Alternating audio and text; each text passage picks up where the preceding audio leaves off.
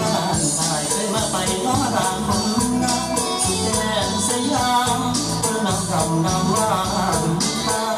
ไอ้ขอเชิญชวนให้มาเที่ยวมวนนำกันเพื่อสร้างเสริมความสัมพันธ์ให้มันแก่นเหนียวแน่นแสนดี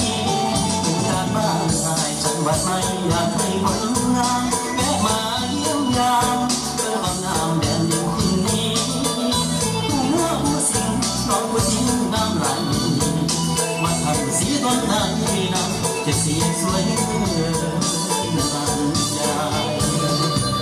ย้ำต่อพรรษาไอ้สิฟ้าเที่ยวงานแข่งเรือมีขี่ละเรือนั่งแข่งเรือสองฝั่งหนาวแล้วจังไปลงแค่อยู่น้องเลยถึงใจแก้มตาหงคงลงสิฟ้าไป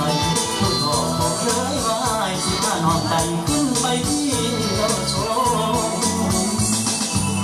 สร้างแม่สอนนางคือสุดกลางสร้างความสัมพันธ์ของไทยร่วมกันที่ผูกพันกันมานานอยากให้คนงามแบบมายามมาเยี่ยมมาชม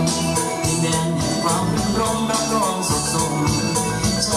แท้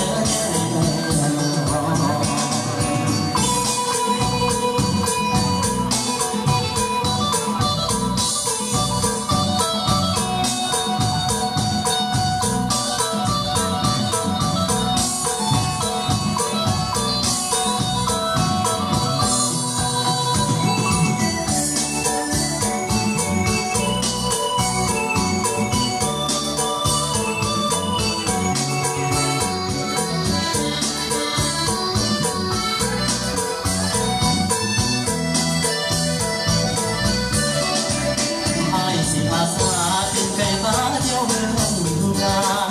ให้สุขสำราญคนเป็นว่ามาเที่ยวบ้านบ้านสิพาไปลองแค่อยู่น้องบ่โซ่พิสัยทำคุณทำรักอาสิดาสิพาไปตอนกลับสิพาไปไหว้หลวงพ่อไปไหนวัดโพธารามเป็นการบ้านชายบอกพักใจดีได้